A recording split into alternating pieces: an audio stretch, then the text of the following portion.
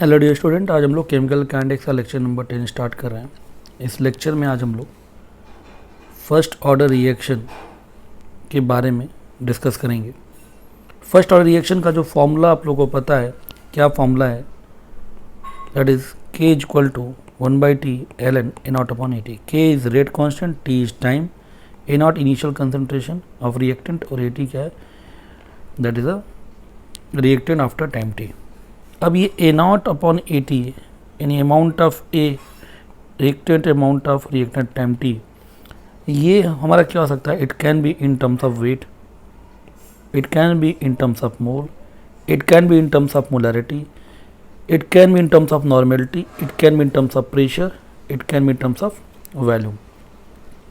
तो मेजर ये चीज़ें रहती हैं और ये एडवांस पॉइंट ऑफ व्यू से इन terms of volume strength of H2O2 and in terms of angle of rotation. ठीक है, तो ये लास्ट की दो टॉपिक है, ये आपके एडवांस पॉइंट ऑफ व्यू से हैं। तो कैसे किस तरह के क्वेश्चन होते हैं, तो किस तरह के क्वेश्चन बनते हैं, तो क्वेश्चन के थ्रू इसको समझते हैं। तो कंसंट्रेशन के टर्म में डिस्कस करें तो 2A will form B plus D। Initially concentration दे रखा है A का A0 और B और D बने नहीं, that is 0 0। At time T मान लीजिए A डिसोसिएट हो गया, तो ऐसे लिख सकते हैं 2x means A0 minus 2x बचा, और ये कितना बनेगा बेटा? x और x लिख सकते हैं ऐसे। ठीक है, तो अगर मुझे यहाँ पर k निकालना है, इसका पूछेगा इस क्वेश्चन का, है ना, k बताइए, मतलब रेट कांस्टेंट। तो क्या होगा, कैसे सॉल्व करेंगे? तो k is equal to 1/T1 ln A0/AT, यही तो लिखेंगे। यहाँ AT यही तो चीज़ है, A0 माइनस 2x, तो क्या लिख सकते हो? 1/T1 ln A0/A0 minus 2x। तो अब मुझे T1 पता होगा, A0 पता होगा, मुझे x गिवन होगा, तो इससे आपका k क्या हो जाएगा, आप फाइंड आउट कर लोगे। ओके, समझ में आ रहा है? तो बस इस तरह के क्वेश्चन क्लियर। अब एक न्यूमेरिकल करते हैं इसके ऊपर कि 2A will form 3B plus C plus 2D। Okay, rate constant of the reaction वो दे रखा है, rate constant of the reaction is 1.386 10⁻⁻2 पर मिनट, ये दे रखा है, यानी रेट कांस्टेंट दे रखा है। और A0 कितना है? 200 मोलर है। अब बोल क्या रहा है? Calculate the concentration of reactant after 100 minute as well as concentration of BCD। तो पहला पार्ट आपका ये पूछ रहा है, फिर उसके बाद सेकेंड पार्ट है calculate the rate of reaction after 2.5 hour, and third है at what time the concentration of D becomes 175 molar. तो सबसे पहले हम लोग पहला पार्ट करते हैं। पहला पार्ट क्या बोल रहा है कि कंसंट्रेशन निकालिए रिएक्टेंट का आफ्टर 100 मिनट, उसके साथ साथ BCD का भी कंसंट्रेशन निकालिए। तो रिएक्शन जो है, पहला पार्ट सॉल्व करें। रिएक्शन क्या है बेटा? That is 2A will form 3B plus C plus 2D। तो T इक्वल टू 0 पर इनिशियली ये A0 है और ये भी बना ही नहीं होगा। एट टाइम T क्या ले सकते हैं? A0 माइनस 2x, ये होगा 3x, x और 2x। ओके, तो A0 की वैल्यू तो हमको दे रखी है, कितना दे रखा है प्रॉब्लम में? इनिशियल कंसंट्रेशन कितना बेटा? वो 200 मोलर दे रखा है। रेट कांस्टेंट दे रखा है कि दैट इज 1.386 इंटू 10⁻⁻2 पर मिनट। तो रेट कांस्टेंट दे रखा है और किस टाइम पर पूछ रहा है? तो 100 मिनट पर पूछ रहा है। तो सिंपल सी बात है बेटा कि अगर यहाँ पर हम किसी तरीके से x की वैल्यू निकाल लें तो BCD और ये सबका कंसंट्रेशन निकल जाएगा। कोई A0 पता ही है, तो यहाँ मेन क्या है? x की वैल्यु निकालना। तो हमें क्या पता है? ये फर्स्ट ऑर्डर काइनेटिक्स फॉलो कर रहा है, तो मैं लिख सकता हूँ K is equal to 1/T ln A0/AT।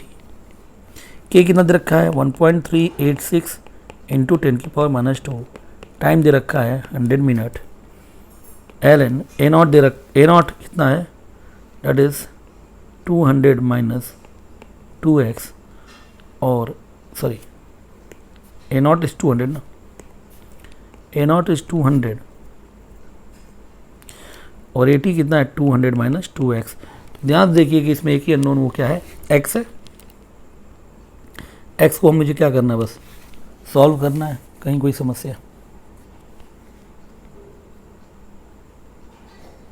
ठीक है। तो एक ऐसे में यहाँ से x निकालेंगे, या एक सिंपल सा एक और तरीका यूज कर सकते हैं कि k पता है तो क्या मैं ओके टी हाफ निकाल सकता हूँ। टी हाफ क्या होता है फर्स्ट ऑर्डर का, 0.693 बाई के, तो 0.693 और k कितना बेटा 1.386 इंटू 10 की पावर माइनस 2। ओके, तो ये कितना हो जाएगा, ये 2 टाइम यानी 100/2, यानी आंसर इज 50। यानी टी हाफ कितना है 50 मिनट है, तो कितने हाफ लाइफ टाइम हो जाएंगे, तो n इक्वल टू क्या बताया था आपको मैंने, n into t half is equal to t, तो n कितना होगा t बाई टी हाफ, यानी कि दैट इज 2, 100/50, यानी कि ए नॉट अपॉन ए टी की वैल्यू 2 की power n, A not 200, A T निकालनी है, और 2 की पावर 2 यानी कि ए टी कितना आ जाएगा, तो 200/4, यानी 80 इज 25, 80 25 आ गया। और ए टी क्या है, A naught minus 2x equal 25, A naught कितना है 200 है, minus 2x equal to 25। Clear बेटा, कोई दिक्कत?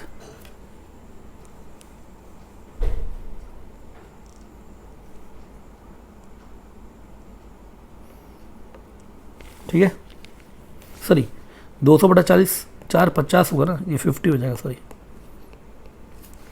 तो यहाँ से x की वैल्यू कितनी जाएगी 75,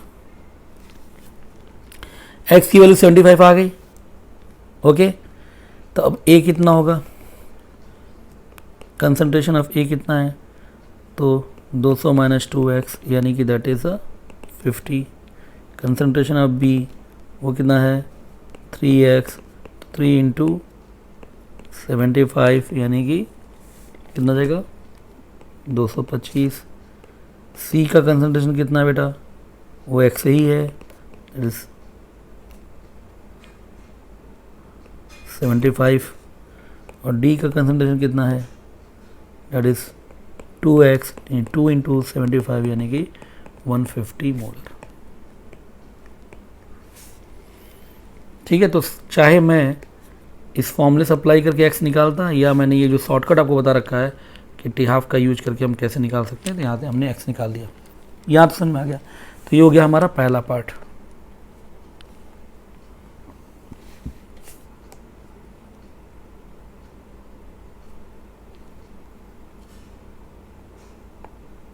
ओके,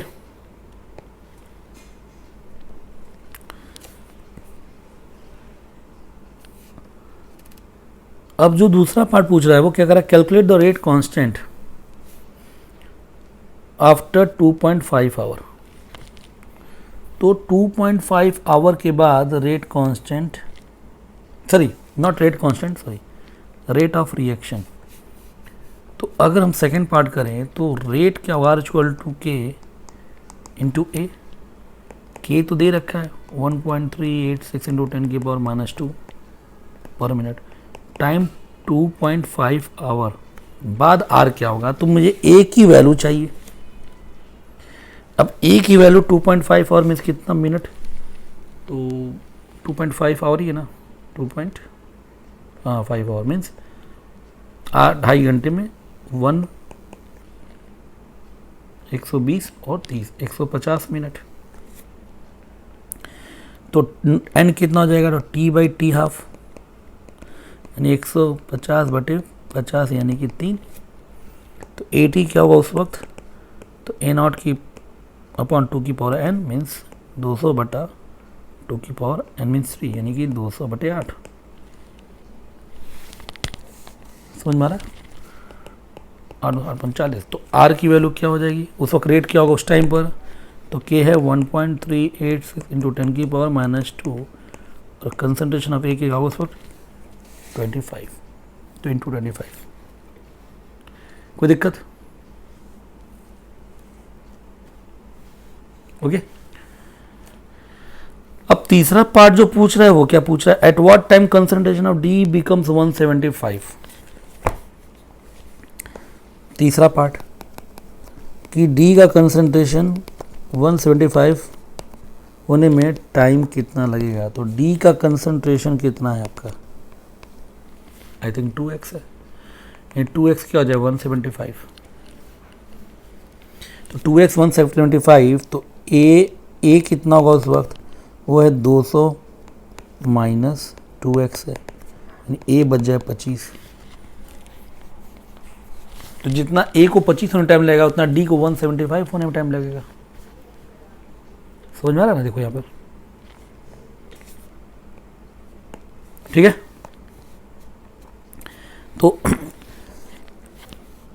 तो ए नॉट अपॉन 80 200 बटा 25 कितना हो गया 200 बटा 25, ठीक है ना, 200 बटा 25। ओके, तो केज 25 अट्ठे 200, 2 की पावर 3, एन की वैल्यू 3 आ गई, तो टी क्या होता है एन इंटू टी हाफ, तो 3 इंटू 50 यानी कि 150 मिनट, यानी 150 मिनट में ए कितना बचेगा 25 बचेगा और डी कितना बन जाएगा, दैट इज 175। ओके, तो नेक्स्ट है हम लोग का प्रेशर रिलेटेड प्रॉब्लम, इस इंफॉर्मेशन प्रेशर के टर्म में दी होंगी।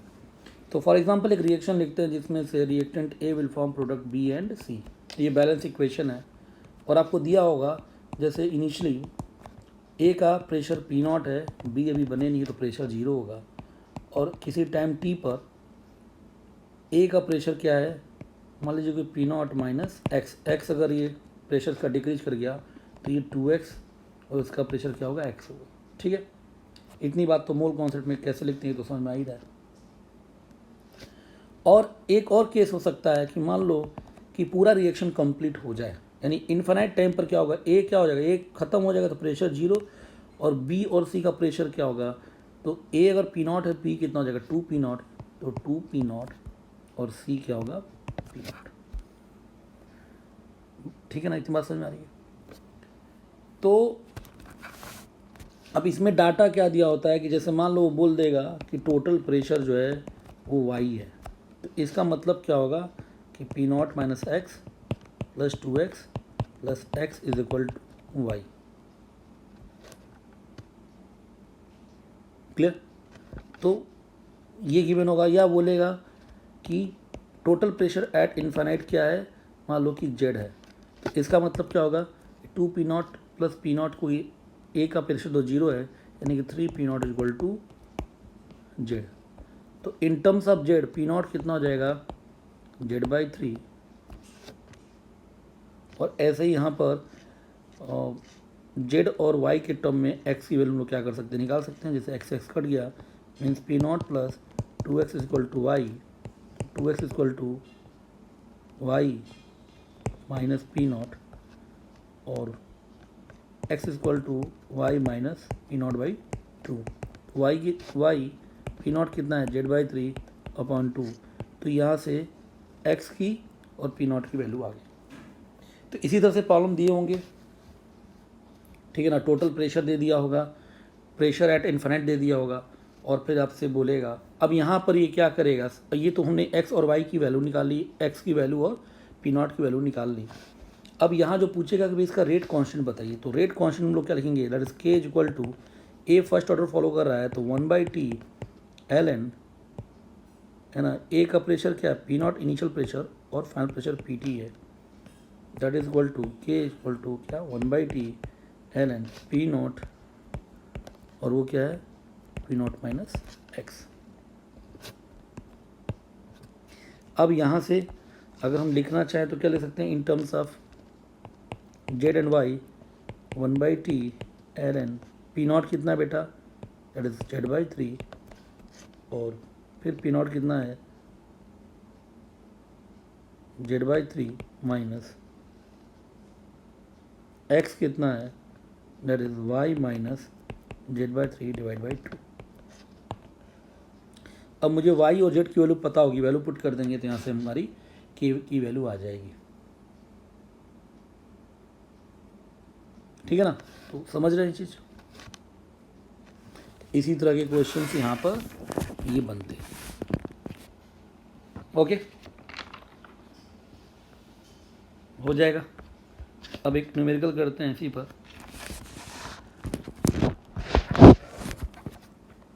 क्या दे रखा है कि 2A will form 3B plus 4C plus D solid है और E आपका लिक्विड है। Initial pressure P not they रखा है, इनिशियल प्रेशर P नॉट है और फाइनल प्रेशर क्या है, टोटल प्रेशर क्या है वो P1 है।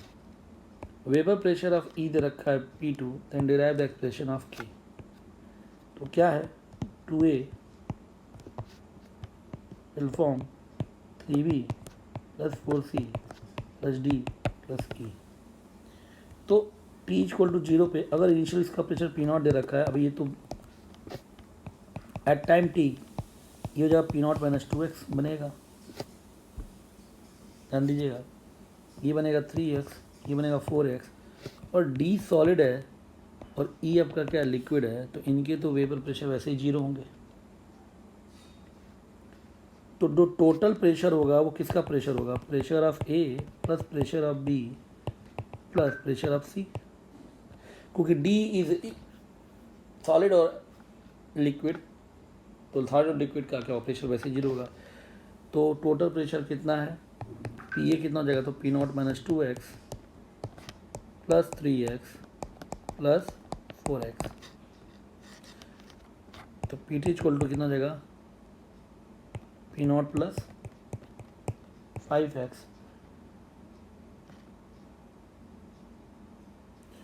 और E का क्या है, वेपर प्रेशर क्या है P2 है, तो प्लस क्या होगा E का वेपर प्रेशर भी आ जाएगा P2 is equal to P1। ठीक है, अब मुझे K इक्वल टू क्या होता है 1/T ln P not upon P not minus 2x। मुझे तो सिर्फ A के टर्म में बात करना है, तो यहाँ पर मुझे P नॉट, तो इनिशियल प्रेशर P नॉट इधर रखा है, तो मुझे x निकालना है। तो x कैसे निकाल सकते हैं, can I write 5x equal to P1 minus P2 minus P naught, x equal to P1 minus P2 minus P naught by 5। ठीक है, तो मुझे चाहिए P नॉट माइनस 2x, तो P नॉट माइनस 2x कितना हो जाएगा, दैट इज P नॉट, और इसमें से माइनस 2 से मल्टीप्लाई कर दीजिए, तो ये क्या हो जाएगा minus 2P1 plus 2P2 plus 2P naught divide by 5। ठीक हो जाएगा 5P naught minus 2P1 plus 2P plus 2P naught divide by 5, overall 7P naught plus 2P2 minus 2P1 divide by 5। बस पुट कर दीजिए K equal to 1/T ln, तो put करते क्या जाएगा 5P नॉट अपॉन नीचे क्या आएगा 7P naught plus 2P2 minus 2P1।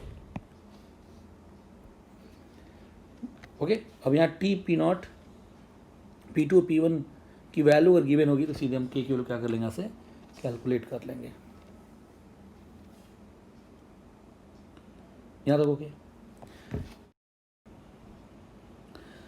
सो एक और क्वेश्चन करते हैं। For the decomposition of N2O5 will give N2O4.5 O2। Initial pressure दे रखा है N2O5 का 114 mm and after 20 second the pressure of the reaction mixture becomes 133 mmHg, ये total pressure है. Calculate the rate of reaction in terms of change in the atm per second, change in the molarity per second, and give the reaction carried out the at reaction जो है वो 127 degree Celsius पर हो रहा है. तो क्या करना है, N2O5 जो है वो N2O4 प्लस हाफ O2 में टूट रहा है. T इक्वल टू 0, मान लो इसका प्रेशर P0 है और at time T P0 minus x और ये हो जाएगा कितना प्रेशर का हाफ एक्स. ठीक है.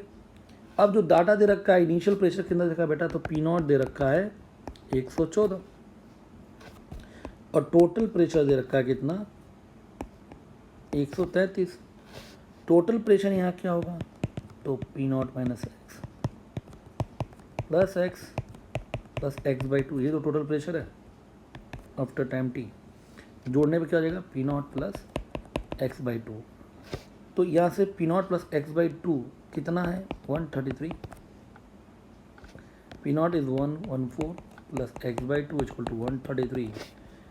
तो एक्स बाई 2 कितना हो जाएगा बेटा, घटा देंगे तो 19, एक्स कितना आ जाएगा 38. ठीक है. तो एक्स आ गया 38.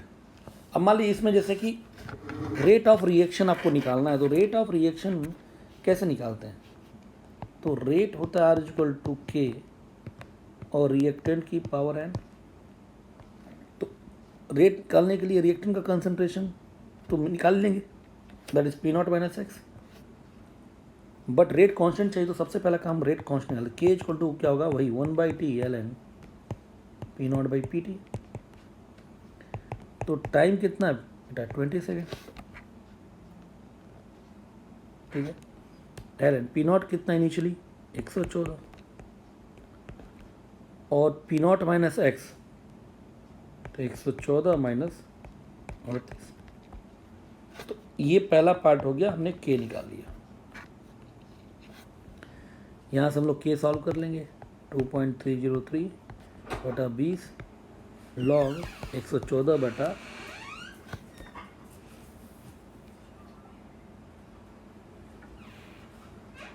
ठीक है 76.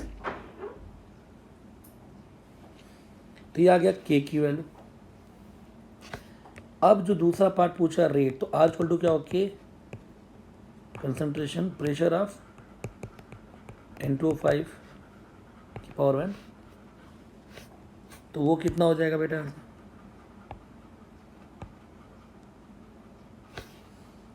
ठीक है ना. आर इक्वल टू के की वैल्यू कितनी है, 2.303 बटा 20 लॉग 114 बटा 76 और प्रेशर कितना है N2 का, वो P0 माइनस एक्स यानी कितना है, वो है 76. तो यहाँ सबका रेट आ गया. अब इसको सॉल्व कर लेंगे और रेट ही किस में आएगा, ये रेट कांस्टेंट एटीएम में सब निकला हुआ है, तो रेट किस में आएगा एटीएम पर सेकेंड में. ठीक है ना. अब क्या पूछ रहा है, मोलैरिटी के टर्म में बताओ. तो जब रेट आपका एटीएम पर सेकेंड में आ गया है तो रेट को मोलैरिटी के टर्म में कैसे निकालेंगे, तो कैसे निकालते हैं, तो PV equal to NRT, P equal to CRT, तो DP by DT equal to RT DC by DT. ठीक है ना. तो रेट जो है DC बाई DT क्या होगा 1/RT into DP by DT. तो 1R.0821 टेम्परेचर 127 यानी कि 400 केल्विन और DP बाई DT आपका ये जो है ये DP बाई DT है, मान लीजिए कि ये Y है तो इसको इंटू Y कर लीजिए, ये वैल्यू उठा के यहाँ पुट कर देना. तो ये जो आएगा किस में आएगा, इन टर्म्स ऑफ मोलर पर सेकेंड. ठीक है.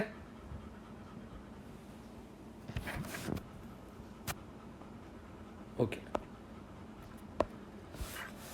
अब तो ये जो पहले जो दो मेथड थे वो बहुत ही इंपॉर्टेंट थे, जनरली नीट के क्वेश्चंस, मेंस में क्वेश्चन ऐसे ही इसके पूछे जाते हैं। अब जो ये इसके बाद वाले जो है ये क्वेश्चंस एडवांस में खासकर पूछे जाते हैं, तो इनको अब देखते हैं यहाँ से।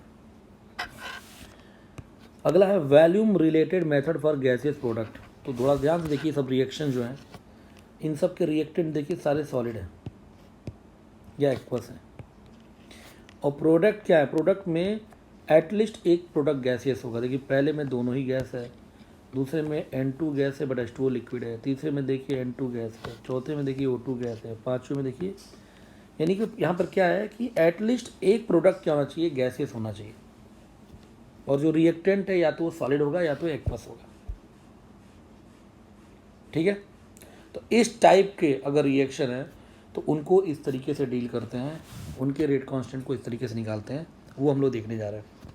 ओके, तो kinetics of all above reaction is studied by measuring the volume of gas collected at different time interval. ये कौन सा गैस, किसकी बात कर रहा है ये प्रोडक्ट की बात कर रहा है कि जो गैसियस प्रोडक्ट है उसका वैल्यूम हमको गिवन होता है डिफरेंट टाइम इंटरवल पर, और उसके माध्यम से हम क्या करते हैं, हम लोग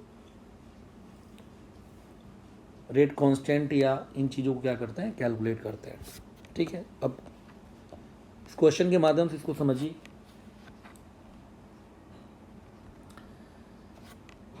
मैंने एक वही एग्जांपल ले लिया कि N2O5 सॉलिड क्या दे रहा है, NO2 गैस और O2 गैस दे रहा है।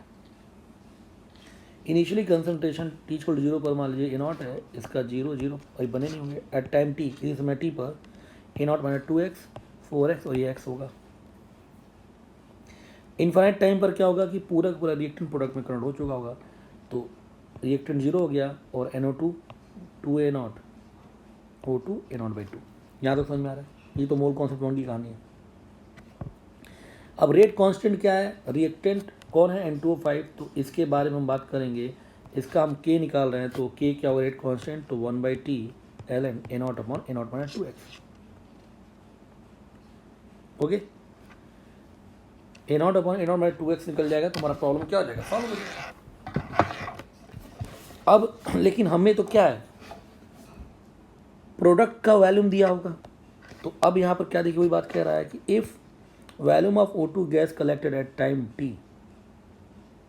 T पर O2 का वैल्यूम कितना Vt है, और ये volume of O2 gas collected at infinite time पर O2 का वैल्यूम कितना है, V इनफाइनाइट है, यानी O2 का volume Vt at time T और एट इनफाइनाइट पर क्या है, O2 का वैल्यूम V इनफाइनाइट है। ये इन्फॉर्मेशन दे रखी है।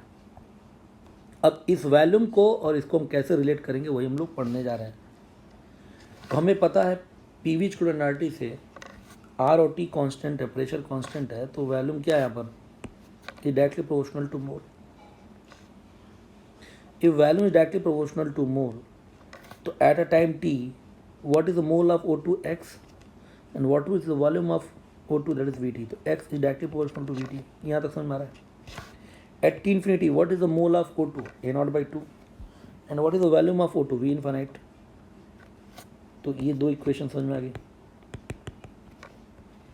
अब इसको हमको क्या करना है, इस तरीके से, ठीक है ना, रीअरेंज करना है कि मुझे क्या चाहिए, मुझे चाहिए A0/A0 - 2x।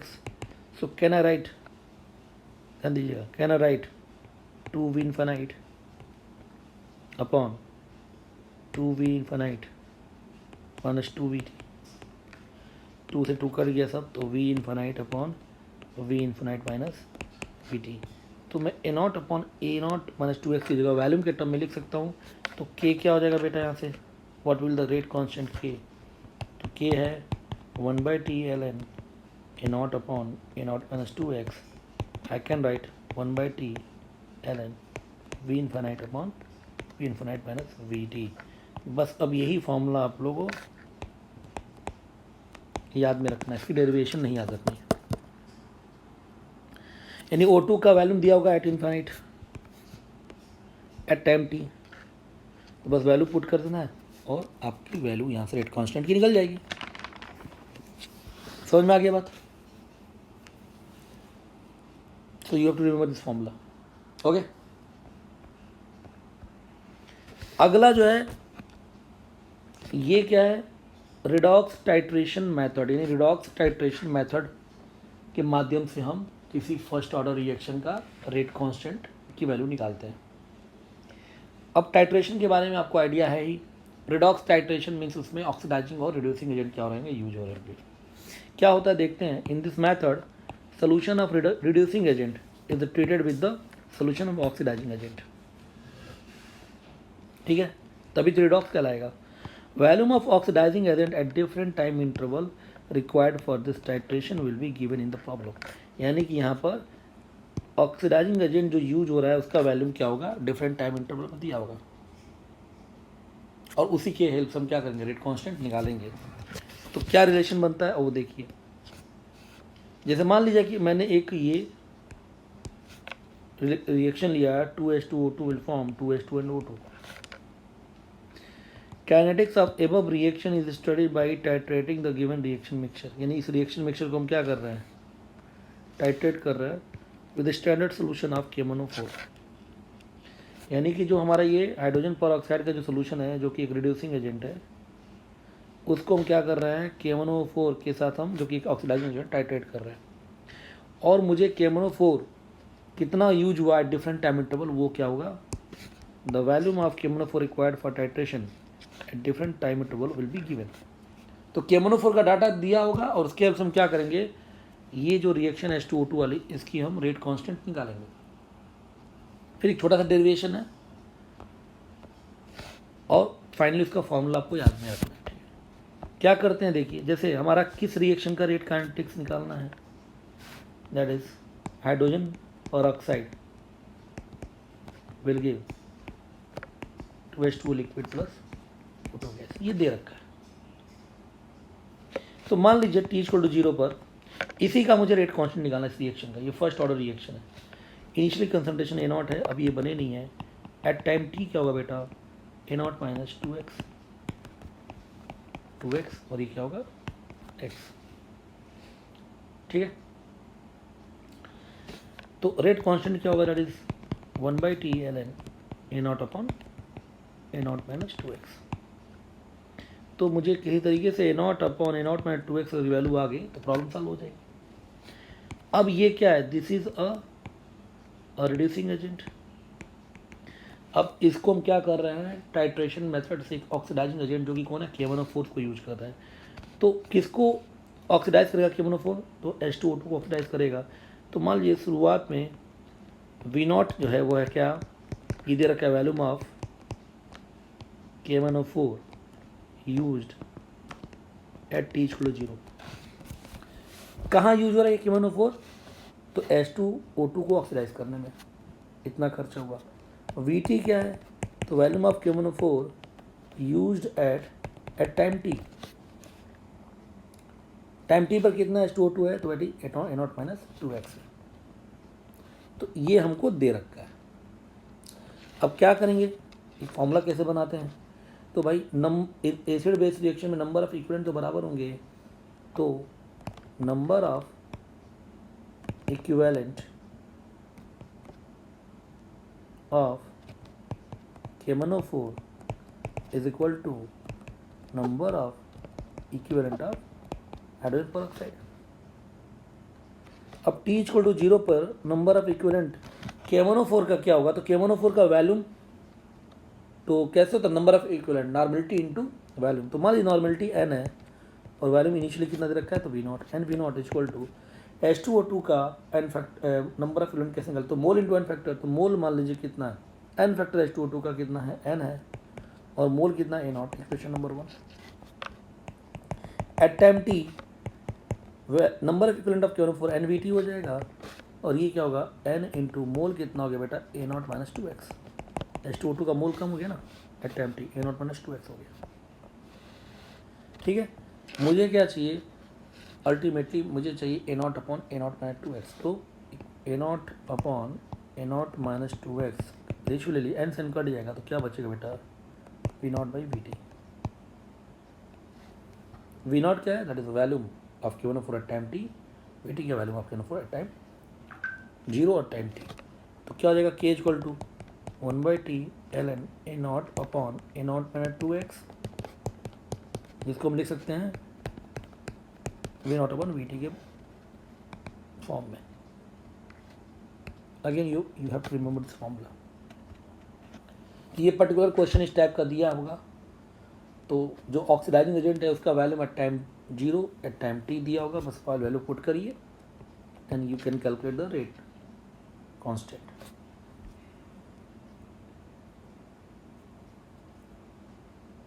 क्लियर बेटा? और ये जितनी बातें हैं मेनली आपका एडवांस पॉइंट ऑफ व्यू से इंपॉर्टेंट है। ओके, प्रेशर और कंसंट्रेशन वाले जो थे वो नीट के लिए इम्पोर्टेंट थे, ये सब नीट के लिए इम्पोर्टेंट नहीं है, तो मैं क्लियर कट बता रखा हूँ। अब इसी तरह एक क्वेश्चन है, उसको करते हैं। क्या है क्वेश्चन?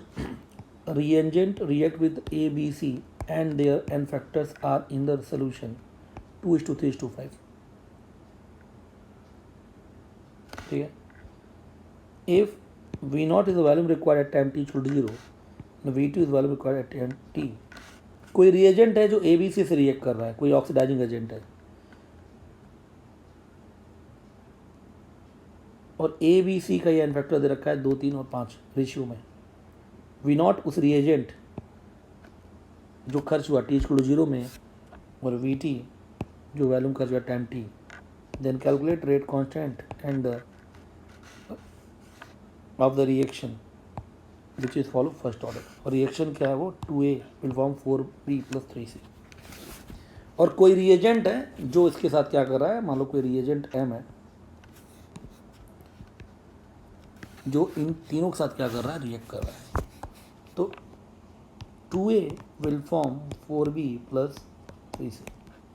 t इक्वल टू 0 पे अगर इनिशियली ये A नॉट है, ये तो बना नहीं होगा, एट टाइम t क्या होगा, A नॉट माइनस 2x, ये बना होगा 4x और ये बना होगा 3x।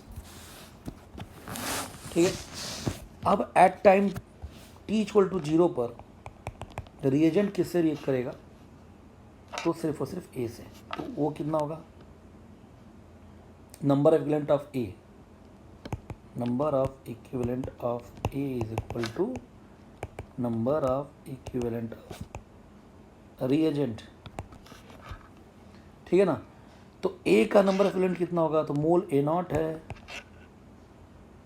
और चूंकि इनके n फैक्टर क्या है, n factor of A is to n factor of B is to n factor of C is given at कितना 2:3:5। तो मान लीजिए कि अभी एक तो रेशियो है, तो एक नंबर मान लीजिए कि वो K है, तो ये क्या n फैक्टर मान लीजिए 2K is equal to number of equivalent of reagent. तो क्या होगा, नॉर्मेलिटी, इसकी मान लीजिए नॉर्मेलिटी n है और वैल्यूम कितना है V नॉट, तो n into V naught, equation number 1। लेकिन t इक्वल टू t में number of equivalent of A plus B plus C is equal to what, number of equivalent of reagent. तब वो क्या होगा, A का कितना होगा, तो मोल कितना है A naught minus 2x into 2K, B का कितना है 4x into 3K n factor, C का number of equivalent, number of mole 3x n factor 5K equal to ये क्या होगा NVT।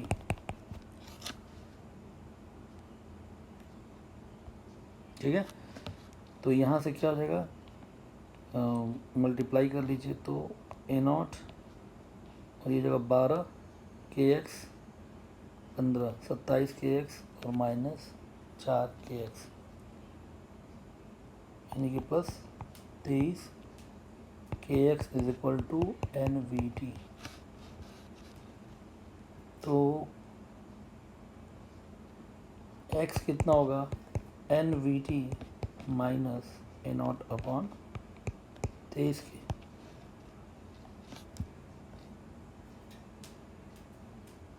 ठीक है, और ऊपर से A नॉट कितना है इक्वेशन 1 से ए नॉट को मैं क्या लिख सकता हूँ N V T by 2k, तो n we T minus N V naught by 2k upon 23k।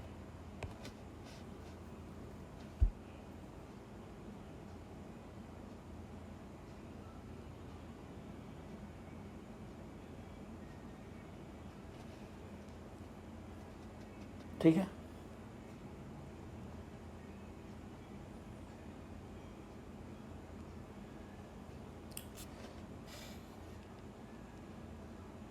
Sorry A naught into ये भी तो क्या है 2k ना, ए नॉट 2k को मैं क्या लिख सकता हूँ, I can write N we T A naught into 2k, X की वैल्यू क्या हो गया N we T minus N V naught upon 23k।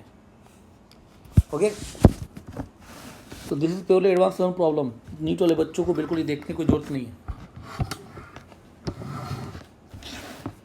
अब हमको क्या चाहिए भैया, के इक्वल टू तो क्या है 1/t ln A naught upon a naught minus 2x, यही तो है। तो 1/t ln ए नॉट कितना है बेटा, that is the n we naught by 2k, और again n we naught by 2k minus 2x कितना होगा, तो 2 से मल्टीप्लाई कर दीजिएगा 2 into n we T minus N V naught upon 23k। देखिए एन से एन कट गया, के से के कट गया, तो क्या बचा 1/t ln v naught by 2 upon v naught by 2 minus 2vt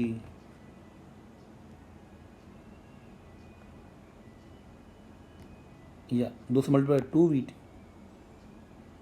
minus 2v not by 23।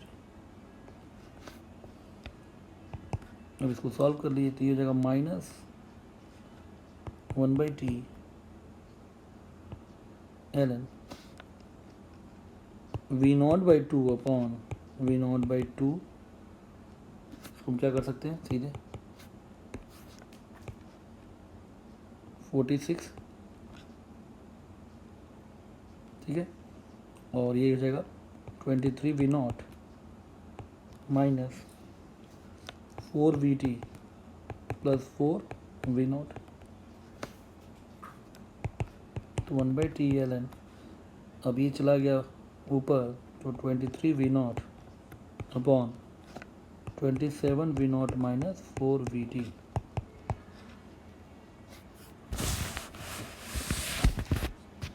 ये हो गया आंसर। ठीक है, बस वी नॉट और वी टी की वैल्यू यहाँ पर ये गिवन होगी, तो यहाँ से रेट कांस्टेंट की वैल्यू आ गई। ओके बेटा,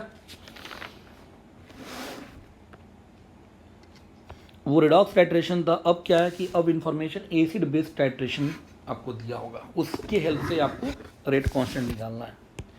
तो एसिड बेस्ड टाइट्रेशन मेथड, तो आप देखिए ध्यान से कि ये जो हाइड्रोलिसिस है एस्टर का, तो ये एस्टर है, हाइड्रोलाइज हो रहा है, और आपका एसिटिक एसिड और इथेनॉल बना रहा है। तो वही है, इनिशियली ए नॉट है, ये भी बनानी है नॉट माइनस एक्स, और अगर इनफाइनाइट हो गया तो ये ख़त्म हो गया, और ये नॉट और ये नॉट। तो इस जो रिएक्शन है ये फर्स्ट ऑर्डर रिएक्शन आपको पता ही है, इसका हमको रेट कांस्टेंट निकालना, कैसे निकालेंगे, तो kinetics of above reaction studied by the titrating the given reaction mixture with the standard solution of base. तो चूंकि ये क्या है, यहाँ पर एसिड है, तो हम बेस के साथ को क्या करते हैं, टाइट्रेट कराते हैं, और बेस की वैल्यू क्या होगी आपको गिवन हुई डिफरेंट टाइम इंटरवल पे। तो वो लिख रहा है कि volume of base require for titration at different time interval will be given in problem. जैसे वी नॉट क्या है, volume of base require at time t equal to 0, और वी टू क्या है, volume of base require at time equal to t, और v infinite क्या है, volume of base required at time equal to t infinity. क्यों, क्योंकि एकदम बिल्कुल इनिशियल में भी क्या है आपका कैटलिस्ट जो है वो एसिडिक है, तो टी इक्वल टू 0 पे भी बेस चाहिए। प्रोडक्ट बनने के बाद तो एसिड बन ही रहा है, तो इससे रिएक्ट करने के लिए तो बेस चाहिए ही चाहिए। तो प्रोडक्ट में बेस एसिडिक है तो एट इन्फाइनाइट भी क्या आएगा, बेस की रिक्वायरमेंट है। और 0 पर क्यों है इनिशियली, क्योंकि इनिशियली हम क्या कर रहे हैं, कैटलिस्ट एसिडिक यूज कर रहे हैं।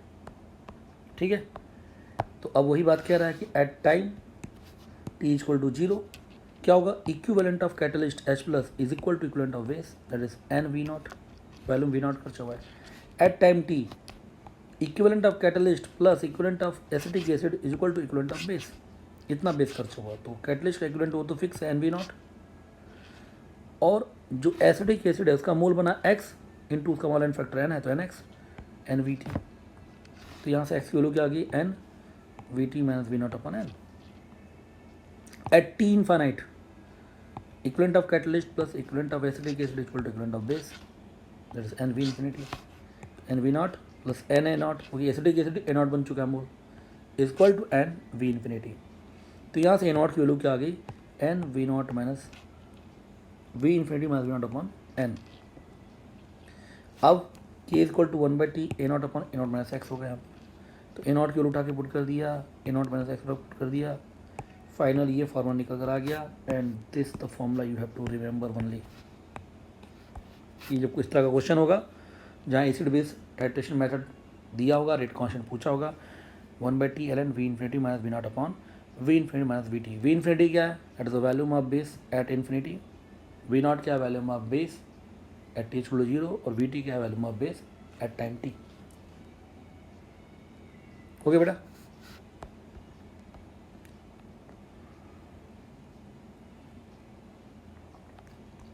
फिर बोल रहा है कि व्हाट क्वेश्चन है, what should be the relation between V infinity VT and V infinity 50% ester hydrolyse.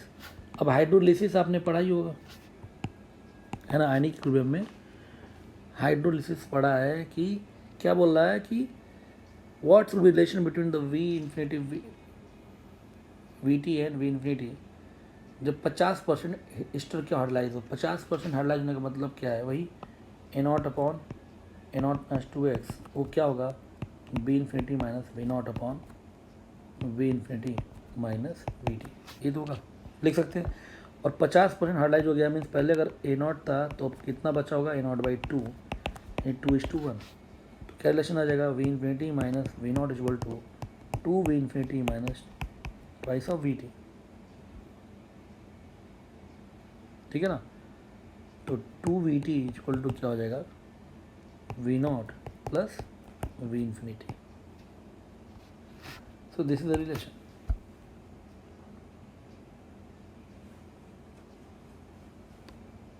ठीक है, लास्ट है जो इसमें, that is optical rotation method. Optical isomerism के बारे में आप लोगों ने ऑर्गेनिक केमिस्ट्री में जरूर पढ़ा होगा कि dextro rotatory, laevo rotatory, okay. तो उसी पर बेस्ड क्वेश्चन है कि जैसे ये जो हमारा है सुक्रोज की हो रही है हाइड्रोलिसिस, और बनता क्या, ग्लूकोज एंड फ्रक्टोज। सुक्रोज जो होता है वो डेक्स्ट्रो रोटेटरी होता है, और सुक्रोज से बनता है ग्लूकोज एंड फ्रक्टोज, ये दोनों ही क्या होते हैं, डेक्स्ट्रो रोटेटरी ही होते हैं। बट ऑप्टिकल है ना, डेक्स्ट्रो होता है सॉरी, और जो फ्रक्टोज होता है वो लीवो रोटेटरी होता है।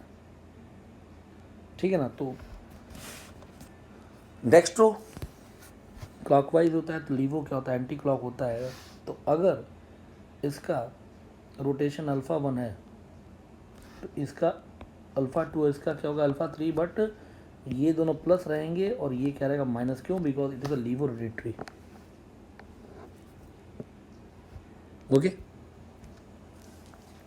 स्पेसिफिक रोटेशन है α1, α2 और माइनस α3। तो ये माइनस प्लस क्यों हो रहा है, ये आपको आइडिया लग ही रहा होगा, क्योंकि एक डेक्स्ट्रो है और प्रोडक्ट जो बन रहा है वो डेक्स्ट्रो ही बन रहा है और लीवो ही बन रहा है, इसलिए इसको इन्वर्जन ऑफ शुगर भी बोलते हैं। इन्वर्जन क्यों बोलते हैं कि था ये पॉजिटिव, बना ये पॉजिटिव और निगेटिव, बट ओवरऑल जो होता है वो ये निगेटिव हो जाता है, बिकॉज फ्रक्टोज का जो स्पेसिफिक रोटेशन वो ज़्यादा निगेटिव होता है। तो डेक्स्ट्रो से फाइनली क्या हो गया, नेचर ऑफ प्रोडक्ट इज लीवो, तो इन्वर्ट हो गया नेचर, इसीलिए इसको बोलते हैं इन्वर्जन ऑफ शुगर वर्ड भी यूज करते हैं, ठीक है ना, जो बायोमोलिक्यूल में डिटेल में मतलब ये बात बताई जाएगी। यहाँ हमारा क्या है उसको देखिए, सिंपल सा जो फॉर्मूला बनने वाला है कि इनिशियली अगर इसका मोल कितना ए नॉट है, अभी तो बना ही नहीं है, at time t naught minus x, ये बनेगा एक्स एक्स, और जब पूरे तरह से खत्म हो गया तो ये हो गया जीरो, ए नॉट और a not.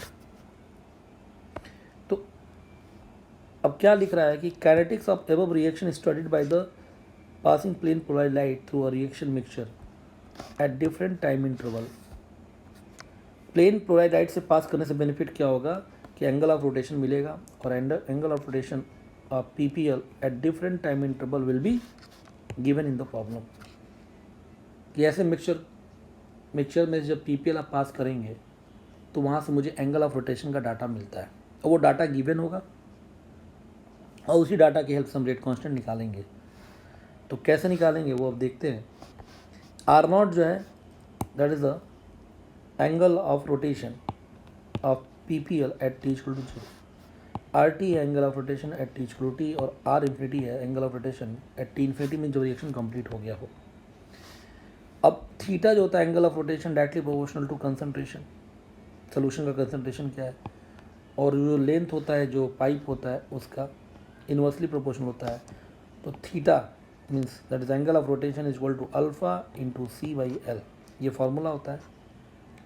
Theta is angle of rotation, alpha क्या है specific rotation, per unit length per unit concentration theta और अल्फा क्या होते हैं, सेम होते हैं। Means what is specific rotation, it is angle of rotation for one molar solution for per unit length. Okay,